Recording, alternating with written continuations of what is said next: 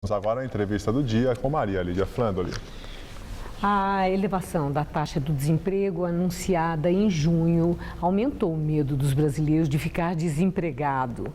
E, para uma análise do mercado de trabalho e perspectivas para o segundo semestre, com os dados atuais de agora, nós recebemos o professor Claudemir Galvani, do Departamento de Economia da PUC de São Paulo. Professor, obrigada.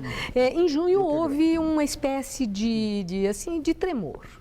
Houve a própria CNI, numa pesquisa, apresentou números que mostravam que os brasileiros ficaram com medo de perder emprego, de ficarem desempregados no segundo semestre. Mas a gente vê uma pequena oscilação. Como entender esses números de agora? São números assim do momento, pontuais, ou eles estão revelando uma tendência? Perfeito. Um fato interessante, Maria Lídia, é de que acabamos de ver, então, duas informações falando sobre o mesmo item, que é o desemprego. Acabou de colocar agora que o Diese e a Fundação SEAD apresentaram uma redução. E você cita outra fonte em que houve um aumento todo no mês de junho. E muito próximos, E muito próximos. Só que o que representa? Um representa o chamado desemprego aberto, que é o IBGE que calcula, e o outro é o desemprego chamado total, que é o aberto mais o oculto, que leva em consideração também aquelas pessoas que trabalham em condições inadequadas, subemprego, por exemplo, e aqueles que já pararam de procurar emprego. Então, veja que interessante. No caso do IBGE, está mostrando que houve um pequeno aumento de 5,9% para 6% da população economicamente ativa no mês de junho. E no caso do Diese, diz que reduziu de 11,1% para 10,9%.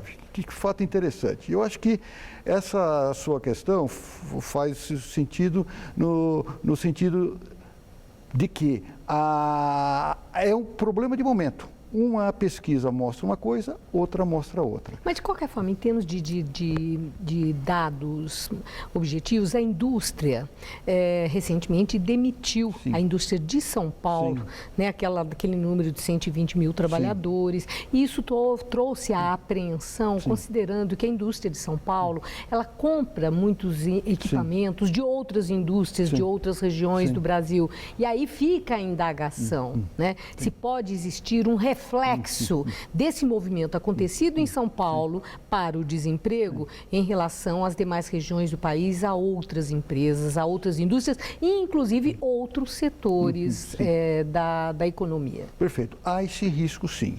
Eu colocaria, na minha opinião, que esse risco é reduzido. Não é um risco enorme. Por exemplo, com 6% de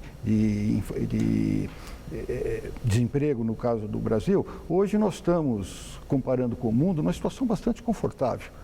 Hoje a comunidade europeia está com 10,5%. A comunidade europeia... O que não conforta, professor? Não conforta... Saber que em relação a quem está tão mal, até que a gente não está. Mas não é que está tão mal. Nós temos, por exemplo, a Alemanha, que é 5,5% hoje, e está crescendo a Alemanha, ela não está estagnada. Então, um dos problemas que eu acho que a gente não percebe é como está inserido no mercado. Por exemplo, se você tem alguém na sua família que está doente, você está muito preocupado porque essa pessoa está doente. Mas você não olha se seu vizinho, os outros vizinhos, estão muito mais doentes, porque suponha que na tua região está tendo uma epidemia.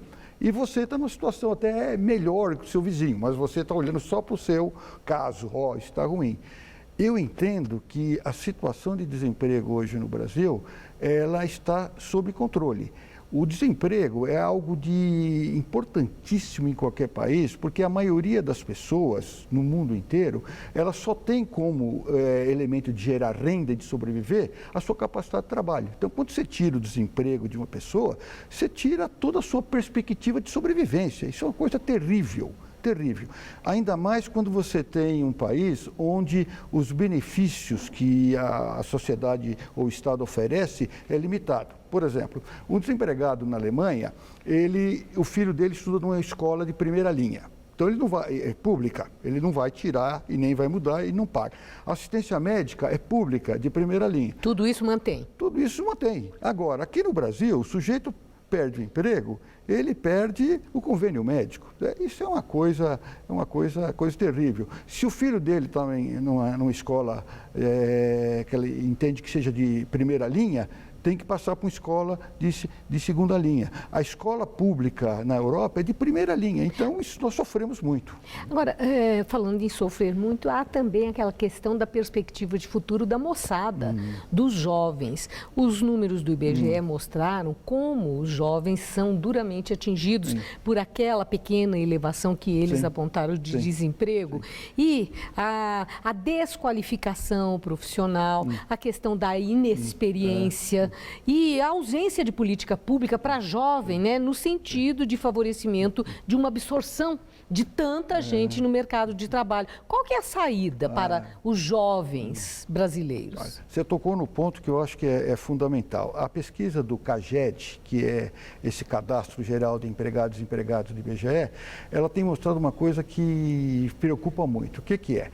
O grande problema do desemprego, ele está entre os jovens. Então, a taxa entre os jovens é muito maior que entre os adultos. E a outra parte da sociedade que também sofre com desemprego, maior de 40 anos.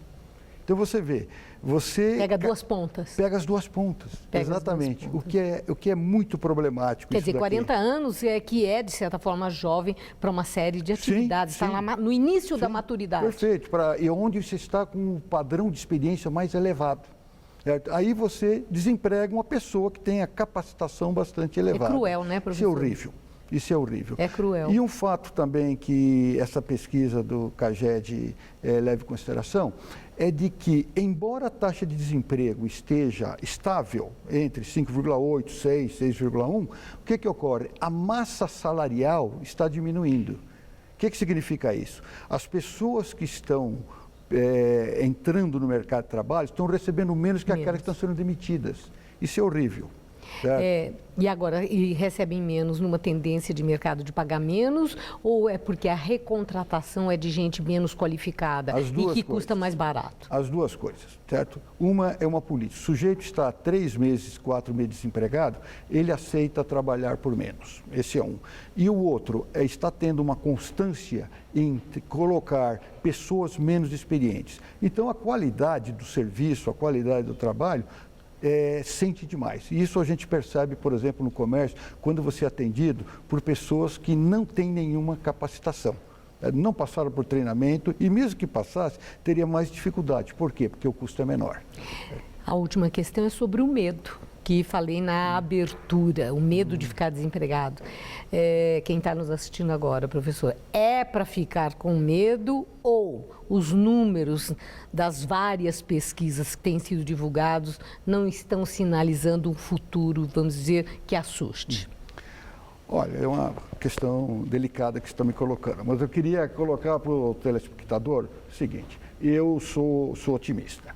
E os dados que nós temos na mão aqui não é de forma nenhuma desesperador. Eu acho que são dados que são preocupantes no sentido que houve um pequeno aumento nessa taxa de desemprego aberto. No entanto, o nosso mercado interno é bastante significativo, é bastante grande. Eu acho que nós precisamos, primeiro, melhorar a capacitação nossa. Independente de você receber da empresa a possibilidade de crescer, você deve se preocupar com isso também. Okay. Nós temos que melhorar a qualidade da nossa mão de obra. Nossos filhos viverão num país desenvolvido. Muito obrigada, professor. Uma boa noite. Obrigado.